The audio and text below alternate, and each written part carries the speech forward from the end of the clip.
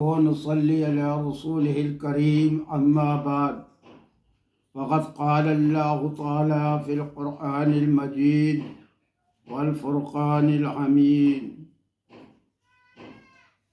أعوذ بالله من الشيطان الرجيم بسم الله الرحمن الرحيم میرے محترم دینی بھائیوں اور بہنوں اور تمام محترم سامعین،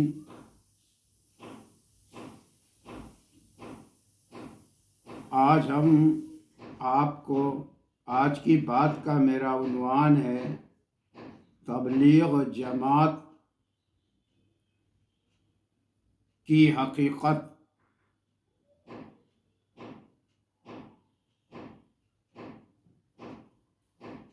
میں ایک مبلغ ہوں۔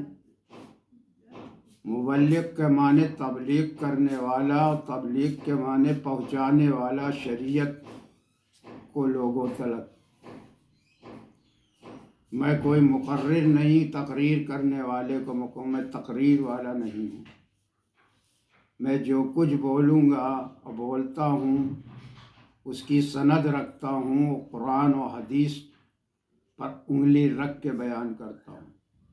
قرآن میرے سامنے ہوتا ہے، قرآن کے سامنے کوئی جھوٹ نہیں بولتا ہے۔ تو میرے محترم دینی بھائیوں اور بہنوں، میرا ایک لڑکا ہے، وہ لڑکا لکھنؤ کے سنی انٹر کالج میں پڑھتا تھا۔ 15 سال کی اس کی عمر تھی اور وہ 9 کلاس میں تھا۔ ہم جس محلے میں رہتے ہیں اس محلے کے گھر کے پیچھے میرے ایک زردوزی کا کارخانہ تھا۔ اس کارخانے میں لڑکا اپنی مرضی سے بیٹھ گیا، کام یعنی کرنے لگا۔ اس کارخانے کا مالک امیر جماعت تھا۔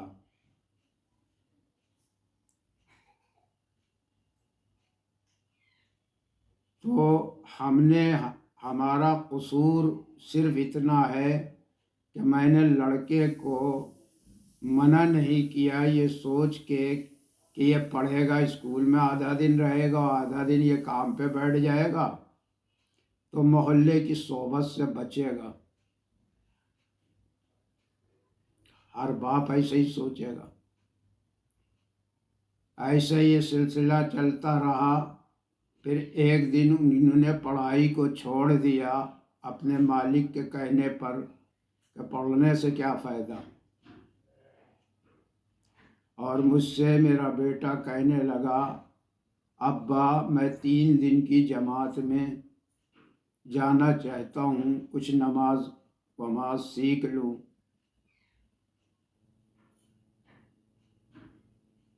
میں نے کہا ٹھیک ہے، جو مجھ سے ہو سکا میں نے ان کی مدد کری، کیونکہ پیسہ تو جمع کرتے ہیں، فری میں تو لے نہیں جاتے ہیں۔ تو وہ 3 دن کی جماعت میں چلے گئے۔ اس کے بعد کچھ دن کے بعد پھر وہ کارخانے میں بیٹھتے رہے، اور پیسہ کوڑی سے میرا کوئی تعلق نہ، میں نے کبھی ان سے پیسہ مانگا۔ اگر وہ دے دے مہینہ 15 دن میں 150 تو کوئی بات نہیں، لینے سے انکار بھی نہیں، لیکن آج بھی میں نے ان سے کبھی پیسے کا وہ نہیں کرا۔ پھر وہ ایک دن کہنے لگے 40 دن کے لیے میں جماعت میں جاتا ہوں۔ پھر میں نے اجازت دے دی، وہ چلے گئے۔ 40 دن کی جانے میں بھی ہم نے ادھار لے کے جو کچھ ہے جس طرح سے ان کو 40 دن کا پیسہ بھرا، ان کی مطلب سپورٹ کیا، ان کی مدد کری جماعت میں جانے کی۔ کیوں کری کہ ابھی تک ہمیں پتہ نہیں تھا ٹائٹل کیا ہے اور اندر کیا ہے۔ یہ سلسلہ تقریباً 8-10 سال تک چلتا رہا۔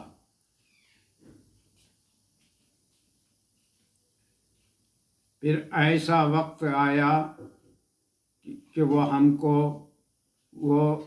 مفتی بن گئے،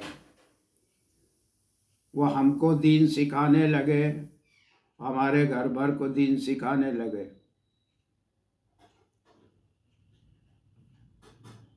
قرآن ان کو بہت پڑھانے کی کوشش کی، جیسے وہ کچھ پڑھ بھی لیتے ہیں، کیونکہ قرآن کی اہمیت ان کو نہیں دلائی گئی۔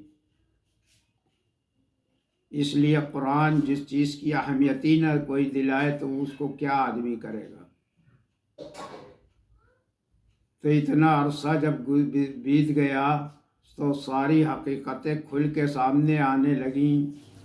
ابھی 4 دن کی بات ہے، انہی نے پھر کہا کہ 3 دن کی جماعت میں ہم جائیں گے۔ ہم نے کہا کسی قیمت پر نہیں جانے دیں گے، اور اگر تمہارے دین میں نافرمانی کر کے تمہاری شریعت اگر تمہیں اجازت دیتی ہو بغیر اجازت جانے کی تو تم جا سکتے ہو، میں نہیں اجازت دے سکتا۔ تو آج کل انہی نے غصے میں گئے تو نہیں، وہ گئے اس لیے نہیں، بلکہ میں نے کہا تم ادھر گھر سے نکلے کہ میں نے تمہارے امیر جماعت کے خلاف مذہب تبدیلی کا مقدمہ درج کر دیں گے۔